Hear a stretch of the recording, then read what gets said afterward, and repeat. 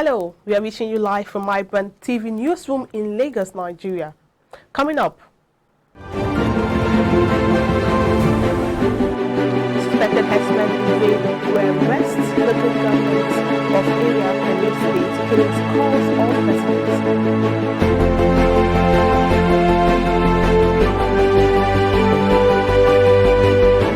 The defense headquarters says it has no intention to take over power. US President Joe Biden was meant to plan to raise the emissions to 62,500.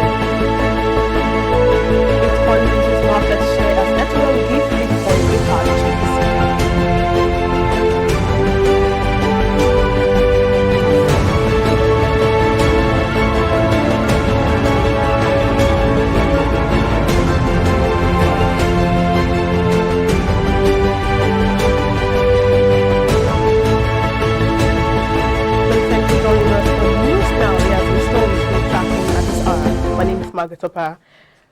The President Muhammadu Buhari is currently presiding over a security meeting at the State House in Abuja.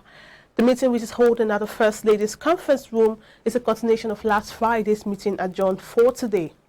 Present at the meeting is the Vice President Yemi Oshibanjo, Chief of Staff to the President Professor Ibrahim Gambari, Secretary to the Government of the Federation Bus Mustafa, Minister of Defense Major General Pashim Magashi, retired, and National Security Advisor Major General Babagana Mugono, retired.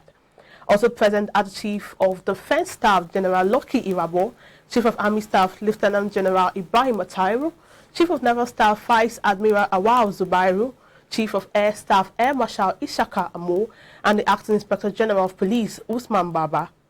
Details of the meeting will be brought to you in subsequent bulletins.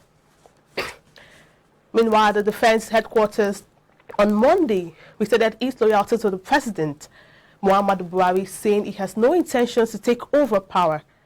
In recent times, Nigeria has been plagued with a number of challenges, with many calling for devolution of powers, fiscal federalism, restructuring, and even outright secession.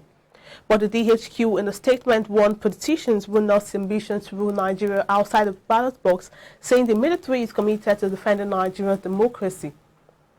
The statement, signed by Acting Director of Defense Information Brigadier General Onyema Wachuku, states the Nigerian military wishes to disassociate itself from such anti-democratic utterances and position. Let it be stated categorically that armed forces of Nigeria remain fully committed to the present administration and all associated democratic institutions. We shall continue to remain apolitical, subordinate to the civil authority, firmly loyal to the President, Commander-in-Chief of the Armed Forces of the Federal Republic of Nigeria, President Muhammadu Buhari, and the 1999 Constitution as amended. And also the ongoing National Identification Number and Subscriber Identity Model Integration Exercise has been extended till June 30, 2021. Minister of Communications and Digital Economy Issa Pantami made this known on Tuesday. In a statement jointly signed by the Director of Public Affairs Nigerian Communications Commission, Ikechukwu Andinde, and the Head Corporate Communications National Identity Management Commission, Kayode Adegoke, Pantami also disclosed that 54 million Nigerians have obtained their NIN. According to the statement, the postponement of the deadline was also based on the request by stakeholders for an extension till 30th of June in order to make it easier for all citizens and legal residents to register. And also the Academic Staff Union of Universities and the Senior Staff Union of Nigerian Universities have both faulted the federal government's attitude towards the incessant kidnappings of students and officials of tertiary educations across the country. Aso President Professor Biodun Ogunyemi said it is unfortunate that the schools and tertiary institutions are becoming prime targets for kidnappers, bandits, and terrorists. He further remarked that kidnapping and killing of innocent children, youth, or any citizen for that matter is an act of barbarism which must be condemned by all progress-loving people. Aso President suggested that there is need to pay more attention to the quality of life of the people and show deeper concern for the growing army of the unemployed and underemployed youth. In the same vein, the President of SANU, Mohammed Ibrahim, canvassed security apparatus for tertiary institutions in the country, added that they should have license to carry guns. A former President of the Senate, Pius Ayim, has suggested how Nigeria can overcome the problem of insecurity in various parts of the country. In an open letter to the On Monday, he advised President Muhammadu Buhari to make history by setting up a commission of inquiry into the violent and non-violent agitations to make recommendations on immediate short-term and long-term solutions. Ayim believes this will help to de-escalating and rising tensions in the land and lead to a process for the renewal of the march to nationhood. According to him, no action is deemed successful and completed until the buy-in of the people is secured through a democratic process. The former Senate President warned against shutting the people out of the process and finding solutions to the conflicts, stressing that a permanent solution would be a mirage. Now in more stories, Christian Association of Nigeria, CAN Kaduna State chapter has called on the Kaduna State government to be more proactive in mitigating the incessant killings, bandit attacks and other security challenges confronting the state. Speaking in Kaduna, CAN Secretary, Kaduna State chapter, Reverend Caleb Marji said attacks in places of worship and killing of innocent citizens in the state is evil and unacceptable by the Christian body, as everyone has the right to religion as enshrined in the Constitution of Nigeria. Reverend Caleb stated that incessant killings and attacks is on the rise in all the 23 local government areas of the state. He emphasized Kaduna State government must match its words with action to put end to banditry. He further noted negotiating with bandits who have no leader to control them will motivate them to continue attacking and abducting innocent citizens by demanding huge amounts of ransom.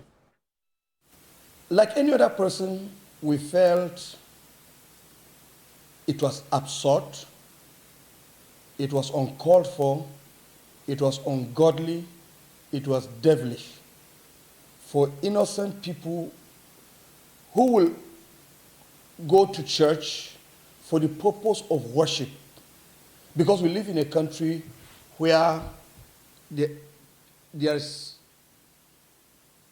provision for freedom of worship enshrined in the Constitution of the Federal Republic of Nigeria. And these people will always go to church, as every one of us, for the sole purpose of worshiping God, our Creator, to be taught His word, to be reminded of His instruction, and to gladly receive His counsel. And that's exactly what we always go for church, to do in church. Unfortunately, last Sunday, these our brothers and sisters innocently went to church at Haske Baptist Church, Manini, under Chikun local government in Kaduna State. And they were attacked by evil men, wicked and demonic agents, who went and deprived them of their constitutional freedom of worship, attacked them, killed those that they could kill, and went away with our brothers that we are praying that God in His mercy will deliver them from the hands of these captors. For now, we've not heard from them. But truly, what is going on in the country, and particularly in Kaduna State, it is heartbreaking. It is something that we cannot describe, because it is something that we never bargained for, something that is causing sleeplessness, causing nightmares, fear in the minds and the hearts of people, that people are living under extreme fear now than ever before. Severally, CAN has called on the state government to be proactive and to take steps towards mitigating these incessant attacks, kidnapping, and killings. And it is one excuse or the other. And my own call is, I call on the state government to match their words with their actions. Because and now people suspected to be Fulani headsmen in She Angbegbe Udam, Audana and Agbanu, Segev, Ukuse in Gwen West Local Government of Benue State. A survivor, Felicia, and Noel narrated attackers came through Apache unit to go to the government and launched attack on She Angbegbe at about 5 p.m. in the morning, killing 15 people, injuring 26, and burning houses. According to other reports, the attackers also laid ambush on Nakanagi, Agagbe Road, killing 2 people on motorcycle while 4 hospitalized. This unfortunate development prompted a peaceful protest in Naka Town organized. Pastor Stephen Sunday, who spoke on behalf of the community, expressed grievance on the persistent attack on the community without provocation by the people. We are men of peace because the God we are serving is a God of peace. It so happened that for some years now we've been having security challenges in the local government. The Fulani herdsmen have been killing our people for some years now, but the intensity has increased in this year to the extent that a day hardly passes with villages, sometimes whole villages being wiped out, and sometimes some few persons killed there and there. And to show the displeasure over the issue, we decided to have a peaceful demonstration to the authorities that are concerned, that they should do the needful to bring peace to our people. Our people are peace-loving people, farmers that go about their businesses, but the Fulanis, they just come and provoke them and kill them at will. And the worrisome aspect of it is the security agencies here seems to be doing less than we expect. For example, when people are killed, you cry to them and they will do very little. The most they do is to escort us there, carry the dead bodies for burial. And so we are not satisfied with their actions.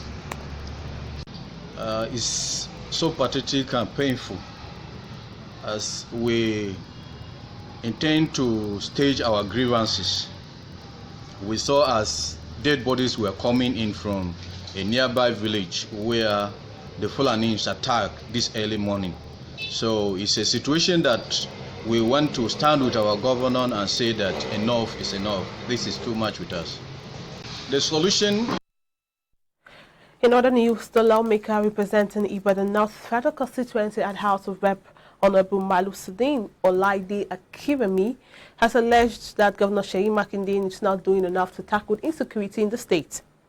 The APC chieftain, while speaking shortly after a town hall meeting at the Samonda area of the state, regretted that Makinde is not doing enough in the area of security compared to what the immediate past governor, Senator Abiola Ajimobi, did while in power. In the time of our former governor, we all know that we really enjoy the security everywhere, all part of our state. It's unfortunate that you have to turn this way. Platform for we the politicians that will help us to help our people, to empower our people. We know as a lawmaker, we make laws, we repeal.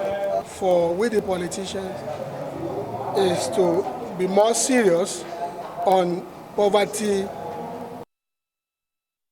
Away from that, a Benin High Court has adjourned the case of alleged conspiracy kidnapping and murder of Sonny Eche in the Okaigere of Kolo community against Steve Johnson at Selege, the Iyasere of Warri Kingdom, and 11 others on 26th of May 2021 for further hearing. Speaking to newsmen after the sitting, counsel to the late family of late Sonny Eche by Sir Matthew Edagese said the matter was stated for continuation, but the correctional center did not produce one of the defendants and trial could not go on in absence of one of the defendants in line with the provision of the law. They did not produce one of the defendants, and trial cannot go on in the absence of one of the defendants. That is the position of the law. They must all be complete because they are on the face of the charge together. So that was what stalled the hearing for today. That is a very, very worrisome development. The correctional center are very well aware of today's date, and it is their duty under the Constitution to convey inmates to and fro the court for trial on trial date.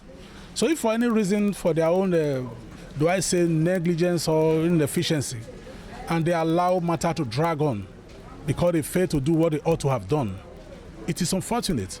And we do not think that will help the smooth administration of criminal justice. And again, we are saying they should wake up to their responsibility. Flimsy excuses will no longer avail them as unless.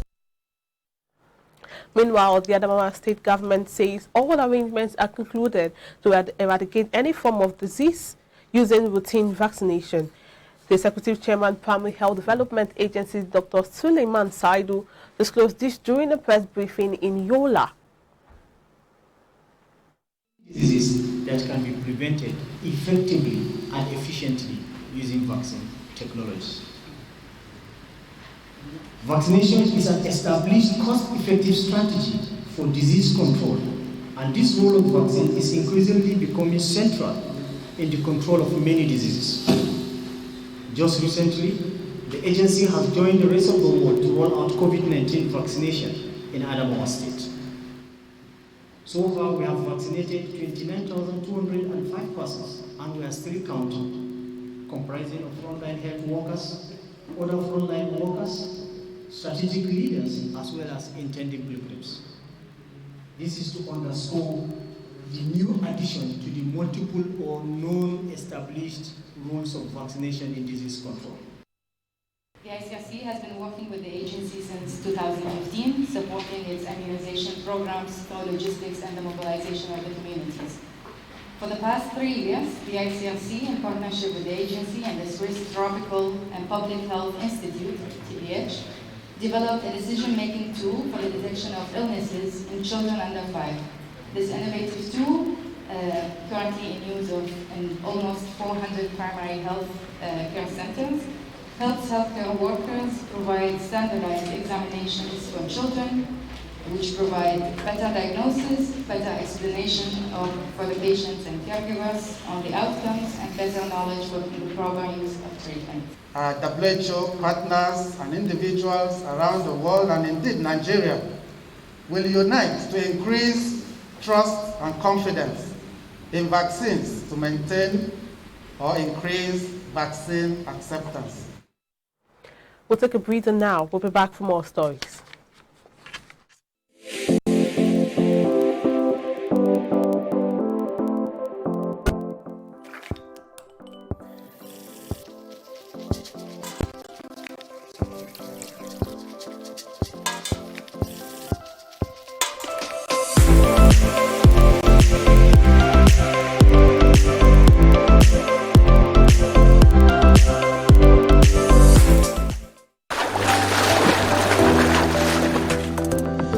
Powerful looks command respect, they say.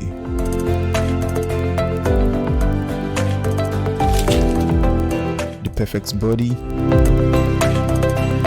the perfect grooming, and ultimately the perfect skin. Looks, style, and grooming makes the ultimate man.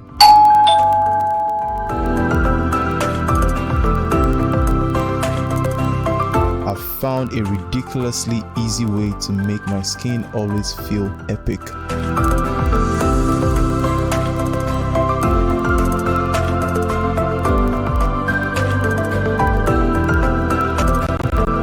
My name is Neo. I found Blemiviv, and now my skin finally makes sense.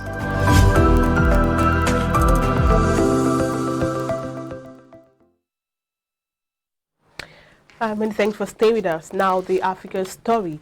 France and Monday welcomed the formation of a new transitional government in Chad by the African country's military rulers following the battlefield death of President Idriss Deby. France, however, said it should only last a limited amount of time. The French Foreign Ministry said in a statement that France reaffirms its attachment to the stability and the territorial integrity of the country. Chad's leading opposition figures rejected the government appointment as a continuation of an old order they hoped to erase. The opposition and rebels dismissed the takeover as a coup and said the military must relinquish power to a civilian-led government. The Democratic Republic of Congo on Monday declared the end of an Ebola outbreak that affected 12 people in the eastern province of North Kivu and killed 6. Now the outbreak was contained using Merck's Ebola vaccine, which was given to more than 1,600 of the patient contacts.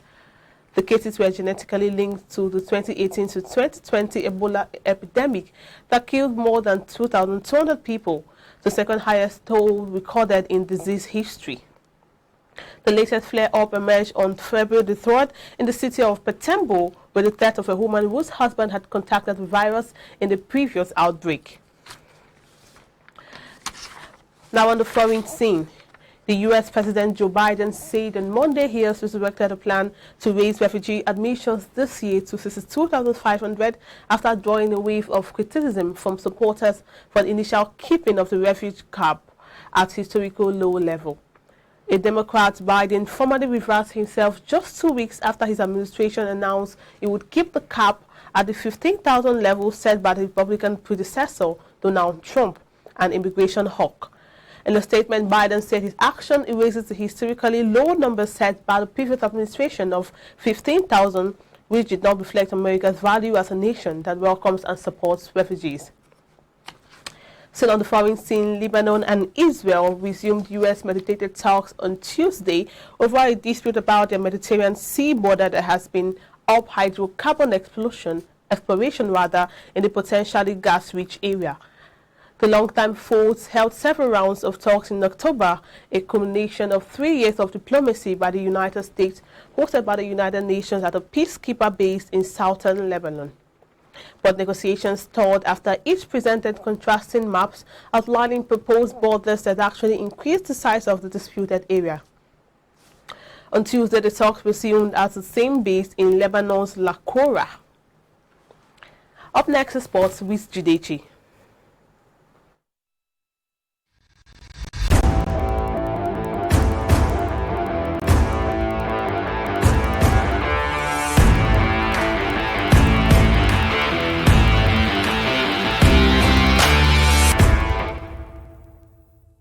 Welcome to the sports update. I am Judechi Chidi.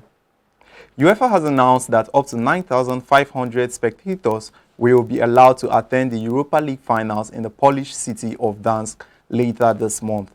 After getting the green light from local authorities, European football's governing body had said Polish officials agreed to 25% of the roughly 40,000 seats in the Gdańsk stadium and could be filled for the match on Wednesday, May the 26th. The game could be an all-English affair, with Manchester United almost certain to reach the finals after beating Roma 6-2 in their semi-final game last Thursday. In the other semi-final game expected to go down this week, Arsenal hosts Villarreal, trailing 2-1 after the first leg of their tie against the Spaniards. Fans from outside of Poland will be allowed in, with UEFA saying each finalist will be allocated 2,000 tickets, while 2,000 more will go on sale to the general public. The remaining tickets will be distributed to other groups such as commercial partners of UEFA, broadcasters, and national associations. And on the local scene, 6 of the best women's football playing nations in Africa, including South Africa, Cameroon, Mali, Morocco, and Ghana, will converge on Nigeria for the Aisha Buhari Invitational Championship billed to hold in September. According to the organizers of the competition, First Lady Aisha Buhari has endorsed the championship, which is one of the programs aimed at uplifting the girl child in the continent. The competition is also expected to serve as a dress rehearsal for the CAF Women's Champions League, which will begin later this year. Already, South Africa, Ghana, Cameroon, Mali, and Morocco have signified their intentions to participate in the competition, which will attract many of the biggest international football figures to Nigeria. And that's all for now on the sports update. Back to you, Margaret. Many thanks for that update, Judechi. And now in business, MTN Nigerian Communication PLC has reported a profit after tax of 73.75 billion naira for the first quarter of 2021, up to 42.35% from 51.74 billion naira in the same quarter of last year. The telecommunications company said its profit before tax rose to 102.99 billion naira in first quarter of 2021 from 76.91 billion naira in the same period last year. Its revenue increased by 17.06% to 385.32 billion naira from 329.17 billion naira. according to its unaudited financial statements. The telecom said its mobile subscribers declined by 5 million to 71.5 million in the first quarter of 2021 due to the effects of customer churn and the regulatory restrictions on new SIM sales and activations. Now, still in business, Ethereum is giving Bitcoin, the world's most popular cryptocurrency, a hard chase in the crypto market. Ethereum is now valued at $3,000 and makes up 15% of the crypto market, according to tracker CoinGecko. Bitcoin is valued above $58,000 and accounts for about 46% of the crypto market. This is down from the 70% share of the crypto market it held at the beginning of the year. As Ether and Bitcoin locks on, other cryptocurrencies have jumped too. Meanwhile, President Muhammadu Buhari has approved 215.68 billion naira for Ikeja Electric PLC and Eco Electricity Distribution Company amid epileptic electricity supply in Nigeria. The approval came through the Nigeria Electricity Regulatory Commission, NERC, which announced its latest plans to increase electricity tariffs despite public outrage against the move. Specifically, Ikeja will receive 121.92 billion naira for infrastructure upgrade across the network within 5 years. The regulator of Nigeria's electricity sector also approved 73.76 billion naira for Eco Electric to upgrade infrastructure across its network within the same period. The Commission made this known in the Performance Improvement Plan (PIP), an extraordinary tariff review application for both discos. And meanwhile, the National Emergency Management Agency (NEMA) on Monday distributed relief materials to 30,000 internally displaced persons in Taraba State. Director General of NEMA, Air Vice Marshal Muhammad, retired, made this known at the official flag-off of the distribution of the items to beneficiaries in the 16 local government areas held in Jalingo, the state capital. Muhammad, who was represented by NEMA Head of Operations Adamawa and Taraba Operations Office Maidala Eliya, said the items comprised food and non-food materials. The DG explained that the gesture was in line with the agenda of the Minister of Humanitarian, Disaster Management and Social Development, Hajia Saida Farouk, on giving succor to the internally displaced persons in the country. He, however, said the items, which included rice 12.5 kg, beans 25 kg, vegetable oil, beverages, mattresses, blankets and mosquito nets, among others, were to be distributed in 16 local government areas of the state. And on that note, we come to wrap up news now. Please subscribe to our YouTube channel and log on to our website for more news updates. My name is Margaret Opera.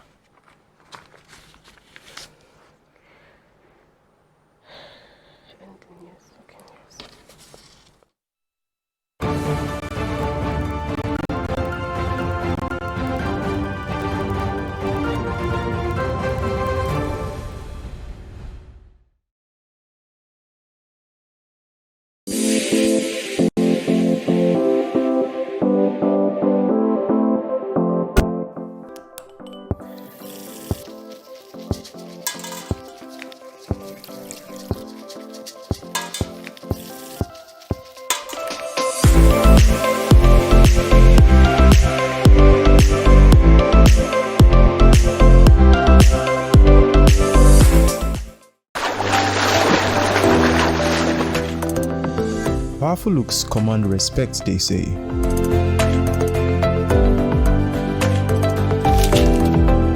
The perfect body, the perfect grooming, and ultimately the perfect skin. Looks, style, and grooming makes the ultimate man.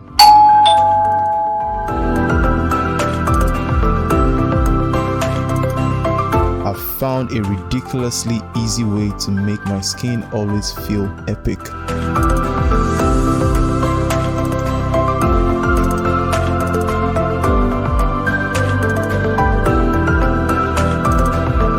My name is Neo.